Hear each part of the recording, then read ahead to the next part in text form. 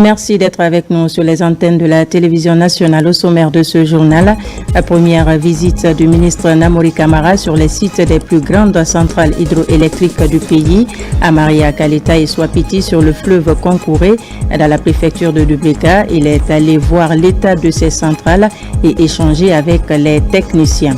Nous sommes au mois d'octobre, un mois consacré au dépistage et à la sensibilisation des cancers du sein et du col de l'utérus. Les femmes de la RTG ne sont pas restées en marge d'Octobre Rose. Elles se sont mobilisées pour se faire dépister. Et puis, c'est la joie au sein du club et des supporters de Carfa Moria FC. L'équipe célèbre sa montée en Ligue 1 guinéenne, une première de son histoire. C'est un moment historique pour la région de Kankan. C'est tout pour le sommaire. Bonsoir et vous êtes les bienvenus à la une de l'actualité ce soir. Audience au CNT, le président du Conseil national de transition a successivement reçu le nouvel ambassadeur de la Chine en Guinée et une mission conjointe de l'Organisation des Nations Unies pour le développement et le Parlement du climat. Ces deux rencontres ont respectivement permis d'aborder plusieurs sujets d'intérêt commun. Le point avec Robert Siditon. C'est tout d'abord le nouvel ambassadeur de la Chine en Guinée qui a été reçu en audience par le président du CNT, Dr Dansa Kourouma. Avec le diplomate chinois, les discussions ont essentiellement porté sur le renforcement des liens d'amitié et de coopération entre Conakry et Pékin. Plusieurs autres sujets d'intérêt commun ont été abordés. Sous la direction de nos deux chefs d'État conjoints, la Chine soutient fermement au développement socio-économique guinéen et l'avancement de la démocratisation de l'État guinéen. Et je voudrais saisir cette occasion de féliciter vivement le succès de l'organisation du référendum sur le projet de la nouvelle constitution. Et j'ai la confiance considérable pour les étapes suivantes. Les Guinéens éprouvent un sentiment d'amour et de confiance avec la Chine. Nous reconnaissons nos amis pendant les périodes de difficulté. C'est pourquoi la grande sœur qui est la Chine et sa petite sœur qui est la Guinée sont engagées dans une coopération économique. Et aujourd'hui, nous sommes en train d'évaluer une phase importante de cette coopération, le renforcement des institutions démocratiques en Guinée. Le second entretien est celui accordé à la mission conjointe de l'Organisation des Nations Unies pour le développement industriel et du Parlement du climat. Au menu des discussions avec cette délégation onusienne, la planification d'un atelier national de formation parlementaire concernant les zones vertes d'investissement. C'est de recueillir les orientations du président dans le cadre de l'atelier que nous projetons. C'est la phase opérationnelle terrain de ce processus de renforcement des capacités allant dans le sens justement de doter la Guinée de capacités législatives nécessaires pour attirer les investissements et les financements climatiques. Ces différentes rencontres viennent renforcer davantage les liens d'amitié et de coopération entre le Parlement guinéen et ses partenaires au développement. Elle a remporté le prix de la meilleure artiste féminine de l'Afrique de l'Ouest à la cérémonie des prix MUD en Côte d'Ivoire. La mégastar de la musique guinéenne Djelikaba Bintou Kouyaté est de retour à Conakry avec son prestigieux prix. La patronne a présenté son trophée ce mercredi aux autorités du pays. Accompagnée du ministre de la Culture, elle a été reçue par le ministre secrétaire général de la présidence et le ministre directeur de cabinet de la présidence de la République. Adjudant-chef Aboubakar Kamano, correspondant de la presse militaire. La Guinée brille une fois encore sur la scène internationale. Le 10 octobre 2025, à l'occasion de la 10e des prix MUD en Côte d'Ivoire, la patronne de la musique guinéenne Djelikaba Bintou Kouyaté a une fois de plus démontré l'étendue de son talent en illuminant la scène et en étant sacrée meilleure artiste de l'Afrique de l'Ouest. Nominée à Abidjan, la méga star de la musique guinéenne est désormais de retour à Conakry avec son prestigieux trophée. Cette distinction est une reconnaissance méritée de son travail, de sa créativité et de la richesse musicale dont regorge la République de Guinée. Accompagnée du ministre de la Culture et de l'Artisanat Moussa Moïse Silla et entourée de toute son équipe, Gelika Babintou Kouyaté est venue présenter son prix aux autorités du pays. Elle a été reçue ce mercredi 15 octobre 2025 au Petit Palais de la Présidence par le ministre secrétaire général de la Présidence de la République, le général Amara Kamara, et le ministre directeur du cabinet de la Présidence, Giba Diakité. Ils ont salué l'excellence des relations d'amitié et de coopération entre la Guinée et la Côte d'Ivoire, tout en transmettant à l'artiste Gelika Babintou Kouyaté les félicitations du président de la République, son Excellence le général Mamadi Doumbouya. Les deux hauts responsables ont également rendu hommage au rayonnement croissant de la culture guinéenne à travers le branding Guinée, la Guinée fait, fruit du leadership éclairé du chef de l'État, son Excellence le général Mamadi Doumbouya. Le ministre directeur de cabinet et moi-même, au nom de son Excellence Monsieur le Président de la République, recevons notre sœur, notre icône, notre fierté nationale, Madame Gelika Babintou. C'est elle qu'on célèbre aujourd'hui. Et aujourd'hui, on salue notre sœur parce qu'elle a une reconnaissance internationale. Il a fallu que la Guinée ait quand même de bonnes relations avec ces pays.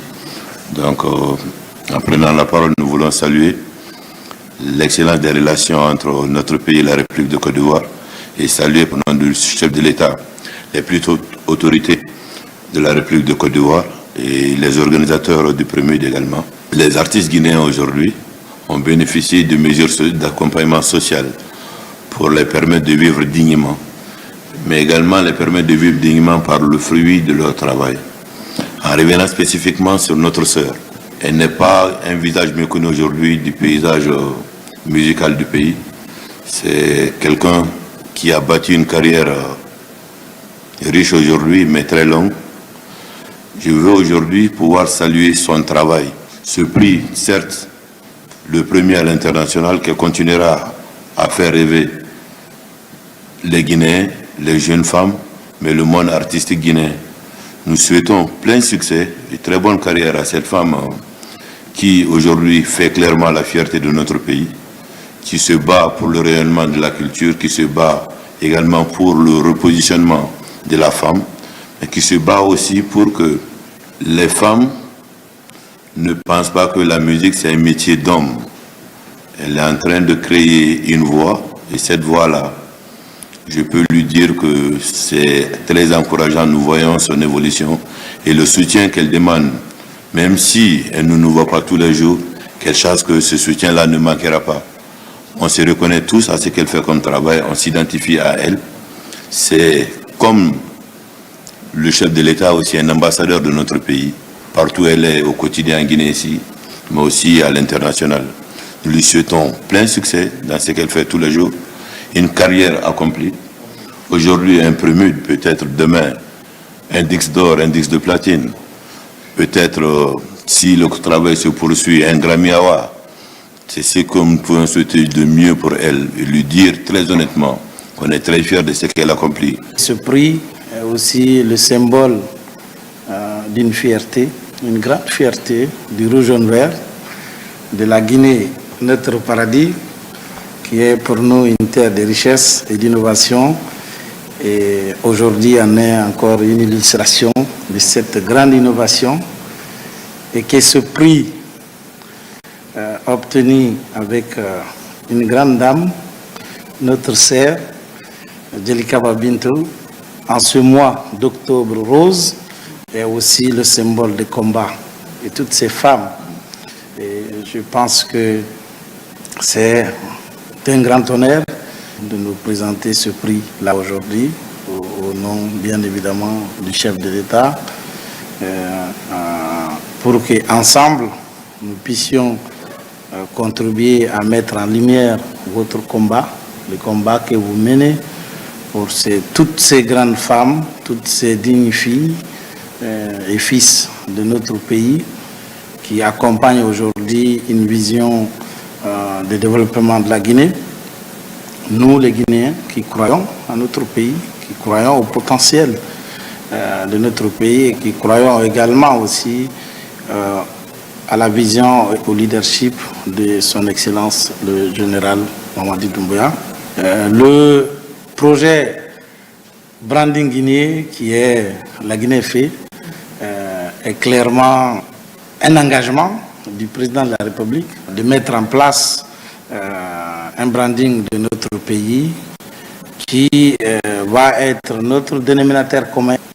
Ce prix international remporté par Guelika Bintou Kouyaté s'inscrit en parfaite harmonie avec les 3 objectifs du branding Guinée, la Guinée fait, à savoir l'investissement pour attirer les investisseurs et accélérer le développement économique irréversible de notre pays, la culture pour valoriser notre identité et les valeurs héritées de nos ancêtres, le tourisme afin de promouvoir la beauté de notre pays et renforcer la destination Guinée. Ces 3 axes du branding Guinée s'alignent parfaitement avec le programme stratégique Simandou 2040, notamment dans son 2e pilier, éducation et culture.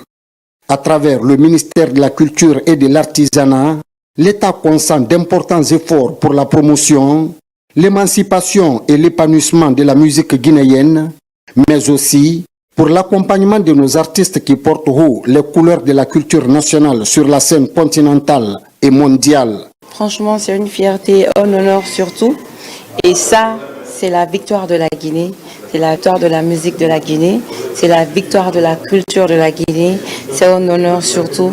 La Guinée est honorée, Guelika Bintou est honorée, notre tricolore est honoré. Ma joie est immense, je n'arrive pas à m'exprimer parce que ma joie est vraiment immense. À court et à long terme, on a des albums à sortir, on a de grands concerts à faire, on a de grandes salles à faire encore, à conquérir. L'objectif, c'est d'aller vendre la culture de la Guinée à l'international. L'objectif, c'est de mettre la lumière sur notre tricolore, notre drapeau, le rose, jaune et vert. En tout cas, la Guinée qui gagne. Le 10 octobre dernier, Guelika Bintou a écrit sûrement l'une des pages artistiques et culturelles de la République de Guinée les plus prestigieuses à Abidjan, en étant sacré donc meilleur artiste de l'Afrique de l'Ouest au Premier Awards. Il est tout à fait normal pour moi, en tant que ministre de la Culture, de montrer à l'artiste que ce prix, elle l'a remporté au nom de la culture guinéenne dans son entièreté, au nom du peuple de Guinée. Et puisque le président de la République, c'est quelqu'un qui, dans sa vision, met l'accent sur la célébration de l'excellence, il était donc normal pour nous qu'on l'introduise ici au palais, qu'elle soit reçue par les plus autorités pour lui passer le message du chef de l'État, qui, à travers sa vision, déjà avec le branding national, reposant sur 3 piliers essentiels, les investissements, la culture, le tourisme, donne la possibilité à tous les citoyens de s'exprimer et d'exceller dans leur domaine. Guelika Bintou incarne aujourd'hui toutes ces valeurs-là. Elle a remporté ce trophée de la manière la plus prestigieuse en mettant en exergue tout son talent. Elle a ouvert une voie aux femmes artistes, elle a ouvert une voie à toutes celles qui doutent d'elle et qui pensent qu'elles ne peuvent pas aller loin. Elle a démontré que la femme guinéenne est brave et elle peut remporter beaucoup de distinctions à l'international. Et donc, nous sommes venus présenter à ces autorités qui l'ont félicité, qui l'ont remercié pour toute la visibilité qu'elle a donnée à la Guinée, qu'elle continue de donner à la République de Guinée, et pour son combat en faveur des femmes, en faveur des plus démunis. Et nous l'avons aussi, au nom du chef de l'État, rassuré de notre soutien pour le reste de sa carrière. Une carrière bien structurée avec une bonne équipe qui l'encadre absolument bien, et tout cela c'est au bénéfice de la culture guinéenne. Nous voulons que cette culture puisse briller de 1000 feux et qu'au-delà de Guelika Bintou, d'autres femmes artistes s'affirment, d'autres artistes également s'affirment, au-delà du PMUD, que d'autres prix également soient remportés à l'international. Cela continuera de faire rayonner notre culture et de donner de la visibilité à la République de Guinée, conformément donc à la vision du président de la République. Ce prix international est le fruit d'un travail acharné et mérité. Premier du genre pour une artiste féminine guinéenne, ce trophée lui a été décerné lors de la cérémonie des prix MUD, prix international des musiques urbaines et du coupé décalé, qui célèbre chaque année les talents ivoiriens et africains, brillant dans divers genres musicaux. Ce 15 octobre, la Guinée a une nouvelle fois marqué sa présence sur la scène économique mondiale. Invitée au symposium de l'Africa Finance Corporation AFC, la délégation guinéenne a été représentée par le ministre du Plan et de la Coopération internationale qui a porté un message clair au nom du président de la République, le général Mamadi Doumbouya. Compte rendu Fatmata Kourma. Sous les lustres du prestigieux Villard intercontinental, à 2 pas de la Maison Blanche, la Guinée a une nouvelle fois fait entendre sa voix. Ce mercredi 15 octobre 2025, le pays était invité à la 6e édition du symposium de l'Africa Finance Corporation, un rendez-vous de haut niveau qui réunit les dirigeants, investisseurs et partenaires de développement venus des 4 coins du monde. Mais au-delà du cadre institutionnel, c'est une atmosphère singulière qui s'est dégagée dans la salle, celle d'une Guinée debout, confiante et désormais incontournable sur la scène économique africaine. À la tribune, le ministre du Plan et de la Coopération internationale Ismaël Nabé a porté un message fort, celui du président de la République, le général Mamadi Doumbouya. Un message d'ouverture, de dignité et de conviction. La Guinée avance, bâtit et se forge une place à la hauteur de ses ambitions. Avec des mots simples mais chargés de sens, il a rappelé que la Guinée vit aujourd'hui un moment décisif de son développement économique. Un temps où chaque partenariat compte, où chaque engagement doit servir l'intérêt du peuple guinéen. La souveraineté, l'inclusivité, la transparence, 3 piliers d'une Guinée nouvelle en marche vers la prospérité durable.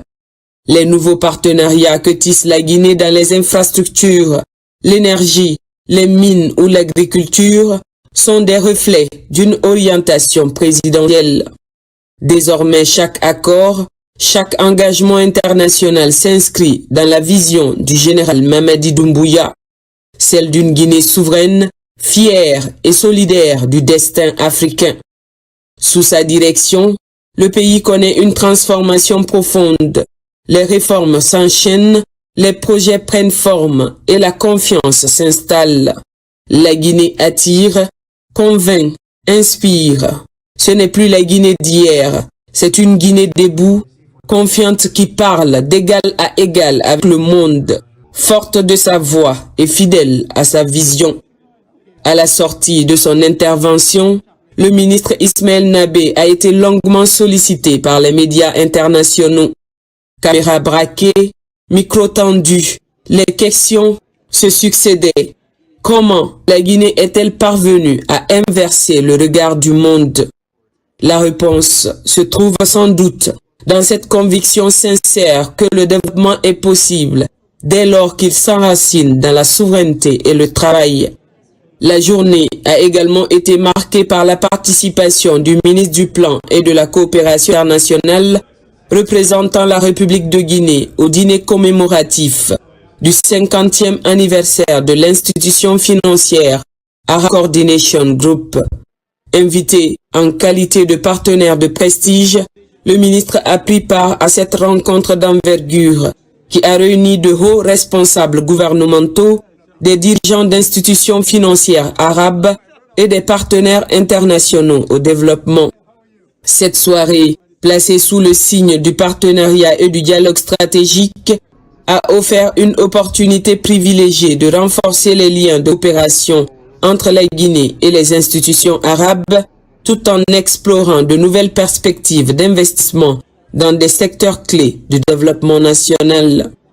Ainsi, dans les salons feutrés du Villard intercontinental et du Fairmont à Washington DC, la Guinée a rappelé au monde que la richesse d'un pays ne se mesure pas seulement à ses ressources, mais à la dignité avec laquelle il les défend. À Washington, ce mercredi 15 octobre 2025, la Guinée n'a pas cherché à séduire. Elle a simplement vaincu par sa sincérité, par sa souveraineté et par cette foi inébranlable en son propre destin.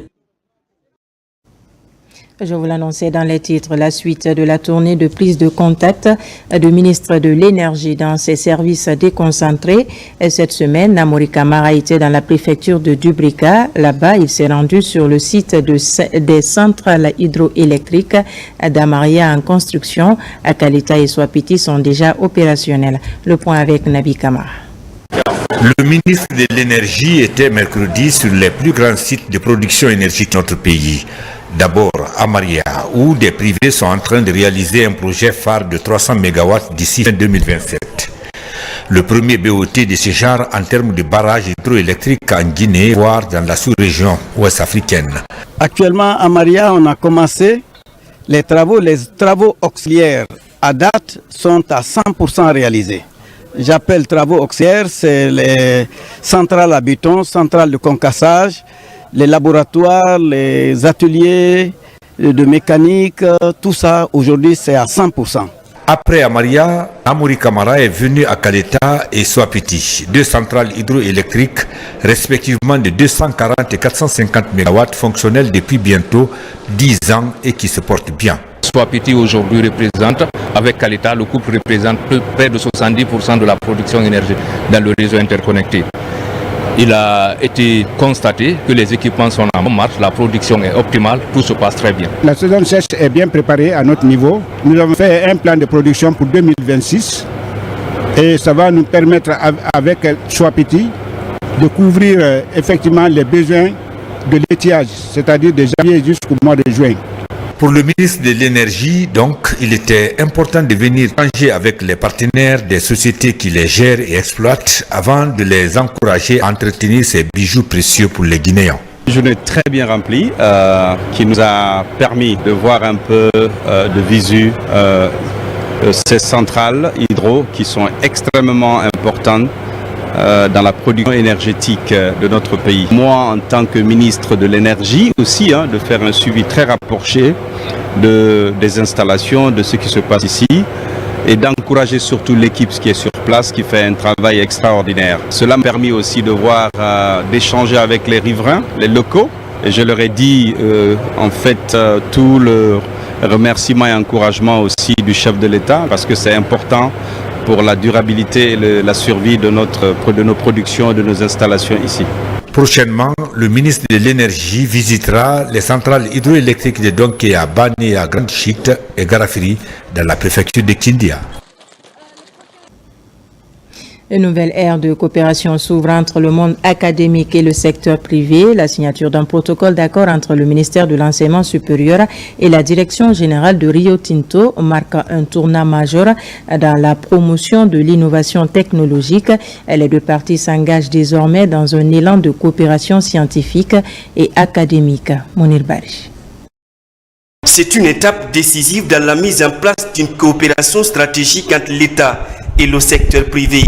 Ces mémorandums d'entente visent à renforcer l'écosystème de l'innovation et de la recherche scientifique tout en créant des passerelles entre universités, centres de recherche et entreprises.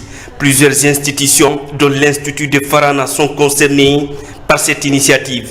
Le mémorandum d'entente est orienté vers l'innovation et la recherche ainsi que l'éducation, mais à l'intérieur des institutions d'enseignement supérieur et de recherche scientifique.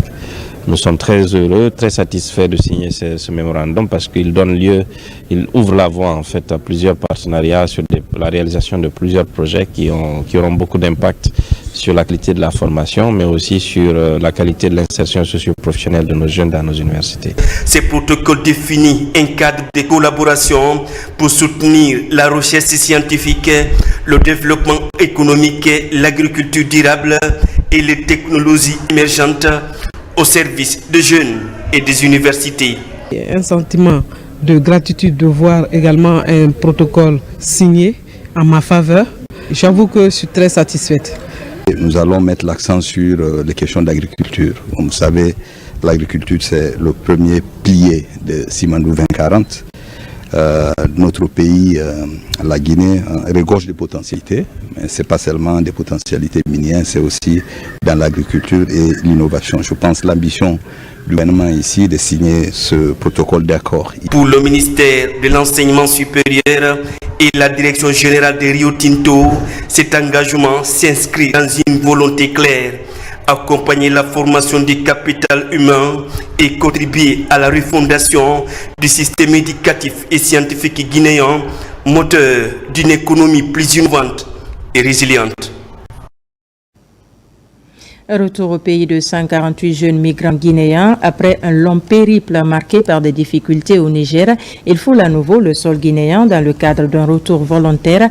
Un accueil chaleureux leur a été réservé par les autorités.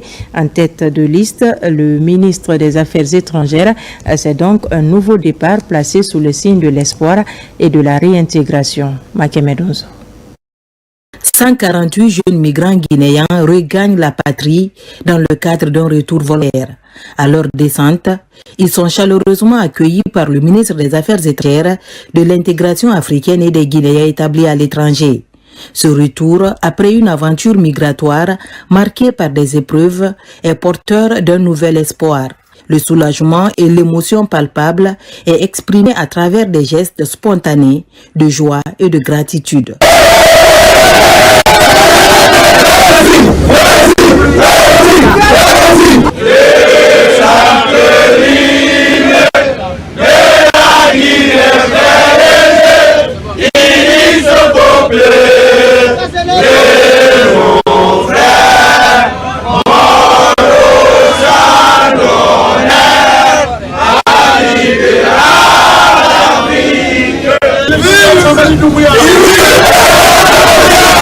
L'aventure les a peut-être laissés faucher, mais le retour s'est fait dans la dignité, la sécurité et avec toute l'attention des autorités, en particulier celle du président de la République, le général Mamadi Doumbouya.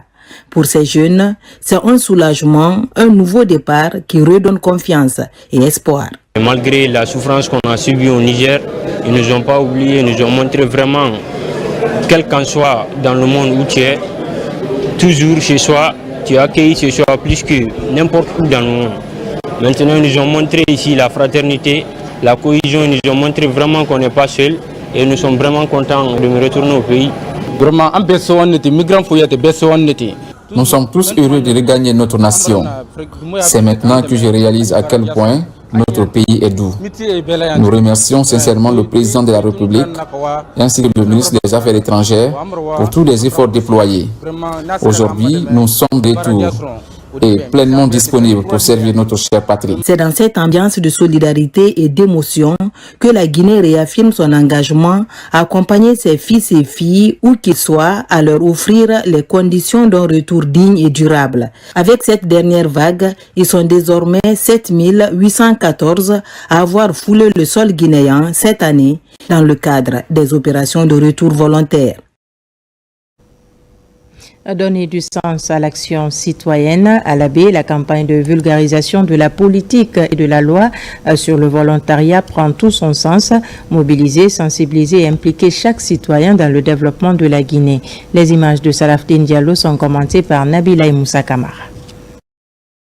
La vulgarisation de la politique et de la loi sur le volontariat en Guinée vise à donner plus de visibilité aux actions menées sur le terrain, mais aussi à fédérer les initiatives des différentes structures de volontariat à travers le pays.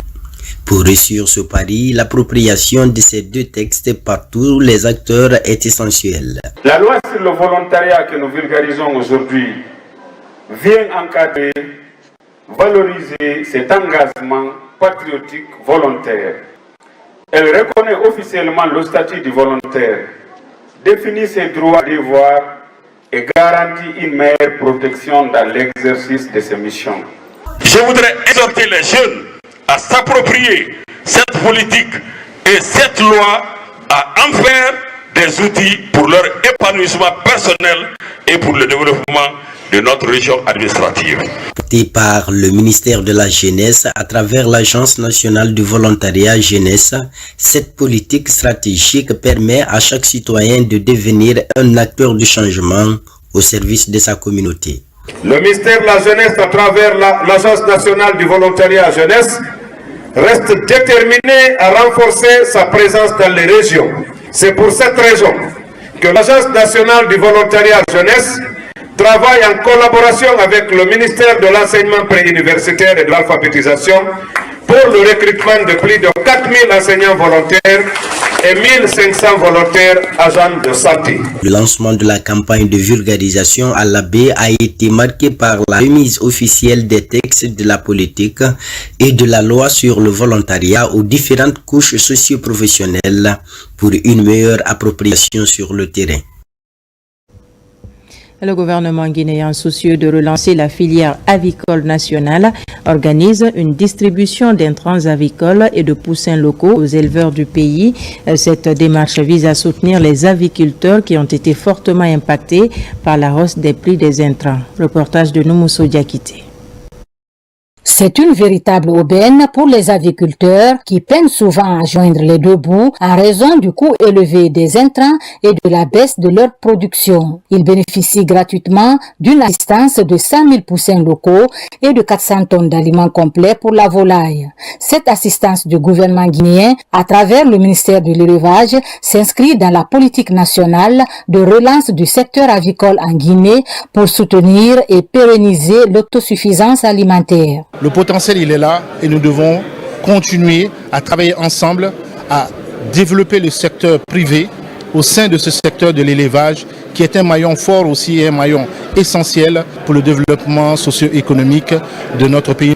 Alors, cette remise aujourd'hui est la preuve éloquente de la volonté du chef de l'État de faire en sorte que les jeunes et les femmes qui sont dans le secteur avicole, à travers l'interprofession qui est la FINA, puissent disposer d'un accompagnement conséquent. Les éleveurs avicoles se disent satisfaits et voient l'aide du ministère de l'élevage comme une opportunité pour améliorer la santé et les performances de leurs volailles. Depuis 13 ans dans le secteur avicole, c'est la première fois que nous recevons un tel don de la part de nos autorités.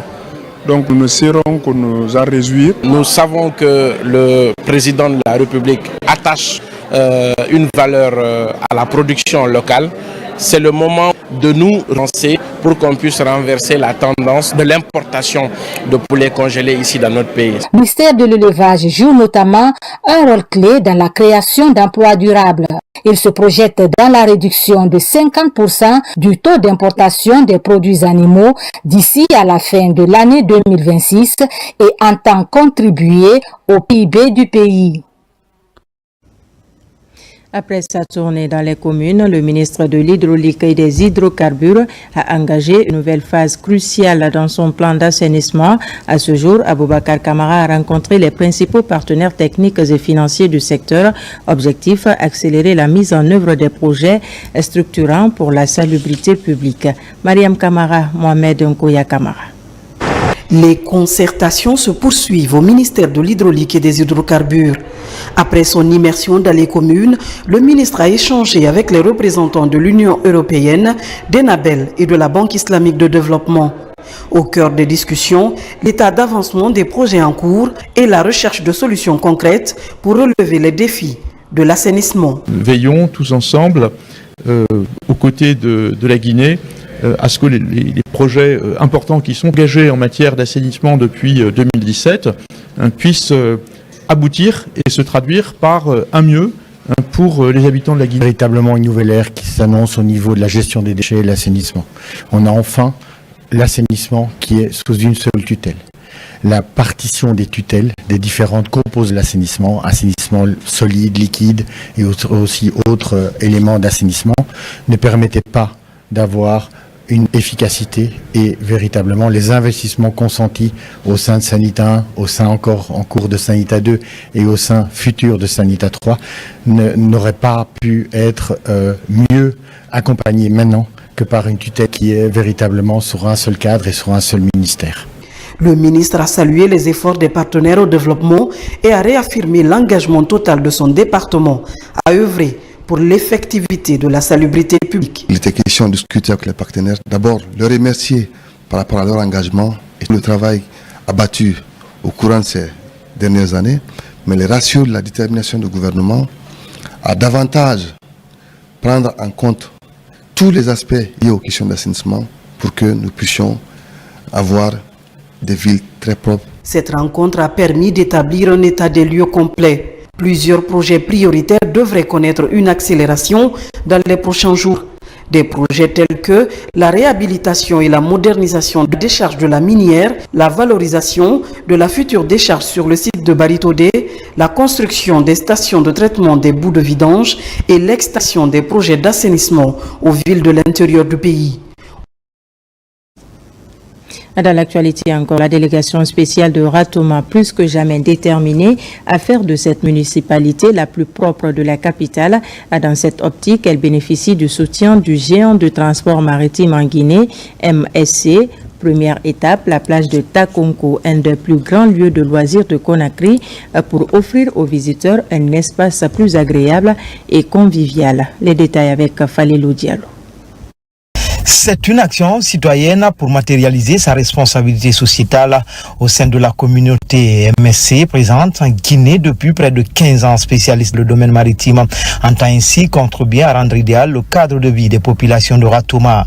La plage de Takonko est la première étape de cette opération de nettoyage des centres de loisirs de Conakry. Pour nous, être leader du fret, ce n'est pas juste transporter des marchandises dans des conteneurs jaunes. C'est aussi représenter notre engagement au quotidien. Aujourd'hui, l'océan, c'est notre présent, mais c'est aussi notre avenir. Et en faisant cette opération de nettoyage des plages, c'est un geste simple pour notre présent, mais surtout pour nos générations à venir. L'océan, en plus d'être notre avenir, c'est tout d'abord nos présents. À travers cette initiative, la délégation spéciale de Ratoma compte ainsi participer à la lutte contre l'insalubrité. C'est dans cette optique que nous sommes venus apporter notre assistance aujourd'hui à la population de Ratoma, par le biais de la délégation spéciale de la commune de Ratoma, pour assainir la plage de Takonko, afin de pouvoir démontrer notre engagement pour l'assainissement de la plage et de créer un climat convivial où les gens puissent vivre en toute sérénité et dans une salubrité urbaine vraiment conséquente. Notre recommandation que nous ferons auprès est que cette action puisse être continuelle en termes de collaboration pour qu'au-delà de venir à la plage, soit aussi de transporter la protection des plages dans les écoles et dans les familles. À travers cette action, MSC entend ainsi améliorer le cadre de vie de ses employés communautés le long de l'espace maritime. D'autres opérations d'assainissement sont annoncées dans certaines communes du Grand Conakry. Et puis ce communiqué de la Direction générale des élections DGE. En prélude à la tenue de l'élection présidentielle fixée au 28 décembre 2025, fixée par décret numéro D 2025-0178 PRG SGG et conformément aux dispositions du Code électoral, notamment en ses articles 248, 252, 253 et 341, la Direction générale des élections DGE a, dans une décision, déterminé le nombre de parrainages requis par candidat indépendant à l'élection présidentielle et la procédure de collecte des parrainages. À cet effet, les candidats indépendants sont invités à adresser par écrit ou par courriel suivant l'adresse contact@dge.gov.gn une demande de formulaire de parrainage à la Direction générale des élections aussi à Cameroun, commune de Dixine. Les demandes de retrait des formulaires de collecte doivent être faites au plus tard le 19 octobre 2025 à 18h. Les candidats doivent transmettre à la Direction générale des élections DGE la liste de leurs collecteurs avant le démarrage de la collecte, dont un au niveau national chargé de centraliser les listes des signatures recueillies par région et par préfecture. Les collecteurs régionaux, délégués communaux et préfectoraux. Ces listes doivent préciser les prénoms et noms, date et lieu de naissance, ainsi que le numéro de la carte d'électeur accompagné d'un engagement sur l'honneur. La Direction générale des élections précise que la délivrance des formulaires de parrainage ne signifie aucune aucunement la recevabilité et la validité d'une candidature indépendante. La DGE compte sur l'esprit de collaboration de tous les acteurs impliqués dans le processus pour la réussite de cette étape cruciale de retour à l'ordre constitutionnel. Conakry le 15 octobre 2025, la directrice générale, Madame Camara Djena Boutouri. Octobre Rose se poursuit et vous le savez déjà, chaque année, des milliers de femmes sont touchées par le cancer du sein et celui du col de l'utérus. Pourtant, un dépistage précoce peut souvent faire la différence. C'est dans cet esprit que la Direction générale de la RTG, en partenariat avec l'Association guinéenne de lutte contre le cancer, a organisé une journée de dépistage et de sensibilisation pour les travailleuses de la maison mère. Makemed Onzo nous en dit davantage. Le dépistage précoce du cancer du sein et du col de l'utérus est l'un des moyens les plus efficaces pour lutter contre ces maladies qui touchent des milliers de femmes chaque année. Consciente de cette réalité, la Direction générale de la RTG, en collaboration avec l'Association guinéenne de lutte contre le cancer, consacre une journée entière aux travailleuses de la RTG pour leur permettre de se faire dépister gratuitement, mais aussi pour les sensibiliser. Nous sommes tellement concentrés à faire nos reportages, à réaliser nos émissions, à monter nos papiers ou à aller filmer les événements que parfois on oublie notre santé. Et aujourd'hui, nous avons constaté que le col de l'utérus et les seins sont très affectés par le cancer. Nous avons eu un partenariat avec la Commission de lutte contre le cancer pour permettre aux travailleuses de la RTG pour voir quel est leur statut par rapport à ces deux maladies.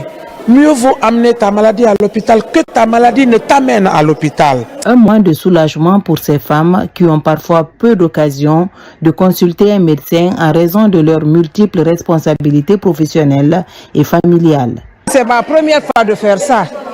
Sauf même l'année passée, je voulais faire. Mais vraiment, il y a beaucoup de choses qui m'ont empêché de le faire. Pour moi, là, c'est vraiment significatif. Parce que moi, proprement, dans ma famille, il y a 2 cas de cancer de sein.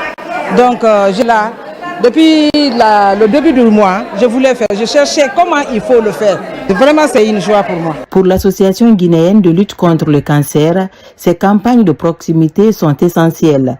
Elles comptent sur la collaboration des médias pour relayer le message de prévention et encourager un plus grand nombre de femmes à se faire dépister régulièrement.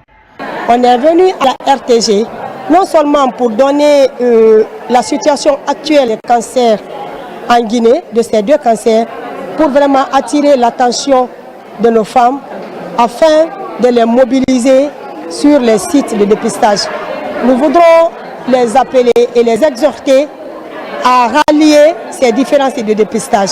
Cette journée de dépistage organisée à la RTG rappelle l'importance de la prévention dans la lutte contre le cancer du sein et du col de l'utérus. À travers cette initiative, l'Association guinéenne de lutte contre le cancer et la RTG unissent leurs efforts pour protéger la santé des femmes et encourager un changement de comportement durable. Allons au Libéria où la représentation diplomatique a rencontré ce mercredi la communauté guinéenne vivant dans ce pays. C'était pour remercier les uns et les autres pour leur forte mobilisation lors du référendum du 21 septembre dernier. L'occasion a été mise à profit pour expliquer les procédures d'accès à la nouvelle chancellerie de l'ambassade de la République de Guinée au Libéria. Compte rendu, Mohamed Lamine Camara. Quelques semaines après le scrutin référendaire du 21 septembre, l'heure est au remerciement de la communauté guinéenne vivant au Libéria. Ici, à la nouvelle chancellerie de l'ambassade de la République de Guinée à Monrovia, l'engagement et la mobilisation des ressortissants guinéens pour un vote sans incident sont vivement salués. L'ambassade de Guinée compte sur vous. Et tout ce que nous faisons, c'est dans votre intérêt. Sachez qu'on ne le fait pas pour nous faire plaisir, on le fait pour que vous soyez heureux, fiers de parler devant n'importe qui de votre ambassade, de votre pays. À travers cette ambassade, c'est la Guinée qu'on voit. Ce qu'on vit en Guinée, c'est ce qu'on vit dans les ambassades. Ça, c'est une fierté. Et c'est ce que nous recherchons. Les regards sont désormais tournés vers la date du 28 décembre pour la tenue des prochaines échéances électorales. Pour y parvenir, l'ambassade a mis l'occasion à profit pour inviter les uns et les autres à non seulement continuer à retirer leur carte d'électeur, mais aussi à récupérer leur carte consulaire. Des pièces qui sont indispensables pour un citoyen pour prendre part aux différentes élections. La réponse qui nous a été donnée est qu'ils peuvent venir, mais ils doivent avoir un document à travers les gouverneurs. Et ce sont les gouverneurs qui doivent les donner ce document et ils vont mettre leur nom et signer, confirmer que ce sont les Guinéens. Et quand ils vont envoyer le document sera valable ici. Et le document peut remplacer la carte d'identité et un extrait de naissance. À ce conclave, l'organisation interne mise en place par l'ambassade pour le bon fonctionnement de ces services est évoquée. L'initiative vise désormais à garantir le respect des procédures d'accès par la communauté à la nouvelle chancellerie de l'ambassade de la République de Guinée au Libéria. Par ailleurs, installation de nouveaux équipements de manutention portuaire pour plus de fluidité dans les opérations de déchargement des navires au port de Conakry, fruit d'un partenariat public-privé. Ces efforts de réorganisation sont inscrits dans un programme de modernisation et d'extension du terminal à conteneurs, ceci pour améliorer la compétitivité et lutter contre les surestarés. Aboubakar Diaby. Le vaste chantier de modernisation du port de Conakry se poursuit en tenant compte des exigences internationales dans le domaine portuaire.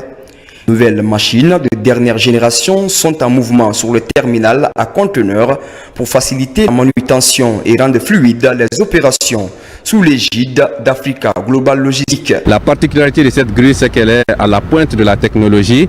En termes de capacité de levage, elle peut lever jusqu'à 125 tonnes. Sur un rayon de 1 mètre, contrairement à l'ancienne qui est là, qui était limitée à 100 tonnes.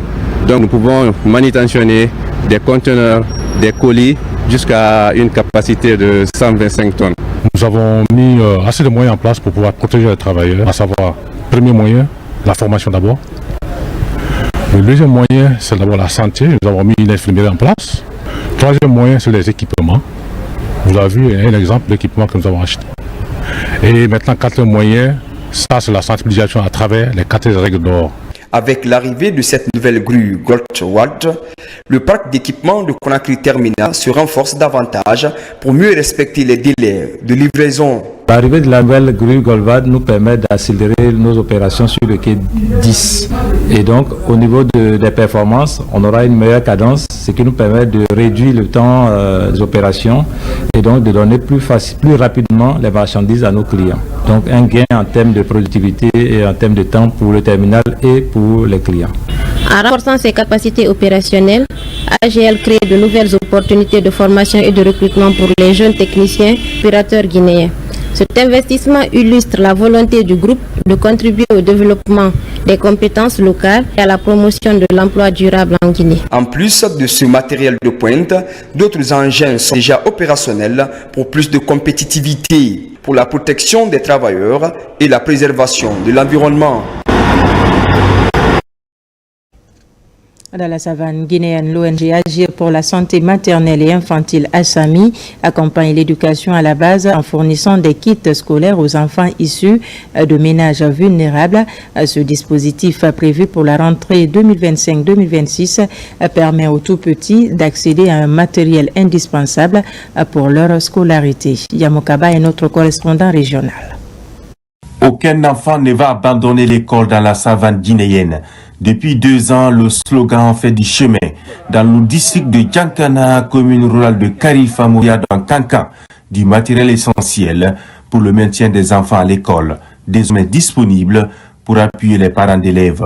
Un appui de l'ONG Agir pour la santé maternelle et infantile pour un suivi de l'excellence scolaire. C'est pour une cause qui est humanitaire et c'est une très bonne raison pour nous de nous déplacer et d'assister. Il s'agissait de faire la remise des kits scolaires pour des enfants, des élèves qui sont vulnérables. Et là, c'est un acte qui a été posé, initié par l'ONG ASAMI. Pour cette deuxième édition, les zones rurales sont privilégiées pour permettre aux cibles de s'épanouir et d'atteindre leur véritable potentiel. Tout est mis au point. pour remobiliser les parents afin de réduire les disparités éducatives. Il ne s'agit pas de doter les enfants, mais il s'agit de les surveiller, de les contrôler, parce qu'il est très important parfois, surtout nos mamans qui sont dans les villages, il y a trop de complications et tous ceux qui sont très compliqués. D'autres ne connaissent même pas la classe de leurs enfants, mais qu'est-ce qu'il faut faire? Il faut les sensibiliser, il faut les engager, parce que quand tu donnes les fournitures scolaires aux enfants, il ne s'agit pas de les abandonner. Et certainement, nous allons revenir encore, voir encore les vraies réalités. Cette 5e sortie traduit l'engagement constant de la plateforme en faveur de l'éducation à la base. Le programme se poursuit pour contribuer à l'augmentation du taux de scolarisation des tout-petits, notamment ceux à mobilité réduite et les jeunes filles. En parallèle, Fanta Conté, secrétaire parlementaire du Conseil national de la transition, a apporté son soutien aux enfants des 11 quartiers de Kaloum avec des kits scolaires. C'est dans le cadre du soutien à la politique nationale de scolarisation. N'est-ce pas, Abdoulaye Diallo? C'est un geste humanitaire qui vise à soutenir les familles, mais aussi à encourager la scolarisation des enfants. Une action qui intervient dans un contexte où les charges de la rentrée scolaire pèse sur de nombreux parents d'élèves. Ce geste, c'est une façon pour moi de rendre ce que Kaloum m'a donné, mais c'est aussi de donner le sourire à toutes ces familles qui sont dans le besoin à la veille donc de l'ouverture des classes. Donc c'est ma façon vraiment de contribuer à l'éducation des enfants de Kaloum parce que pour moi c'est important. Ici dans les locaux de la mairie de la commune de Kaloum, les bénéficiaires et les responsables locaux saluent ce geste social qui pour eux vient renforcer les efforts en faveur de l'éducation des bases et l'égalité des chances. Moi personnellement, je ne suis pas étonné, n'est-ce pas, de ce geste hautement humanitaire de la part justement de l'honorable Fanta Conté. Elle prouve encore, n'est-ce pas, l'amour qu'elle a pour sa commune natale. Vraiment, je remercie beaucoup la dame qui a de santé. Donc nous sommes très ravis. Vraiment, avec le temps et la conjoncture, nous sommes contents d'avoir cela. Ces kits sont composés notamment des cahiers, stylos et autres fournitures de base. Le geste démontre aussi l'attachement et l'engagement de la donatrice envers les populations de Kaloum, contribuant ainsi à renforcer les efforts de l'État en faveur de la scolarisation des enfants en Guinée. Un mot de sport pour dire que c'est un moment historique pour la région de Kankan. En effet, le club Carfa Moria FC vient de décrocher pour la première fois de son histoire sa montée en Ligue 1 guinéenne, une qualification qui est due à des années de dur labeur, de patience et de passion pour le football guinéen. Le reportage est signé Kadiatou Traoré. Le 16 septembre 2025 restera une date mémorable pour le club. Ce jour-là, Carfa Moria FC a validé son ticket pour la Ligue 1 après une victoire d'1-0 face au Santoba FC. Grâce à un but de Sekou Kamara inscrit à la 95e minute du jeu. Une réalisation décisive qui scelle un exploit historique pour toute une région. C'est l'élite du football guinéen. On a des monstres sacrés que tout le monde connaît. Et donc pour notre première aventure, il va essayer de s'évertuer à pouvoir se mener. Après la célébration, place désormais à la préparation. Le club s'attelle à renforcer son staff technique et à se conformer aux exigences du statut professionnel. Dans cette optique, un nouvel entraîneur et un secrétaire général ont été recrutés pour accompagner cette nouvelle aventure. Il va falloir se maintenir en Ligue 1, mais continuer aussi à se mettre à jour en matière d'exigence de la Ligue 1. On a des contraintes en matière d'équipe de jeunes. On a des contraintes en matière d'équipe féminine. C'est les obligations qui sont liées maintenant à notre statut de club de Ligue 1. Et donc, on travaille sur ces choses-là aussi dans le moyen terme pour pouvoir en fait être en conformité avec toutes les exigences de la Ligue 1. Avec cette promotion, Carfa Moria FC devient le 3e club de la Haute-Guinée à évoluer en Ligue 1, aux côtés du Milo FC et de la SAC de Séguiri. Une preuve supplémentaire du dynamisme du football dans la région. Les supporters, eux, rêvent déjà de belles soirées en Ligue 1. Voilà qui met fin à ce journal. Merci de nous avoir reçus chez vous. L'actualité se poursuit sur notre site le www.guinée.info. Je vous dis à très vite pour d'autres informations de la Guinée, notre paradis, terre de richesse et d'innovation.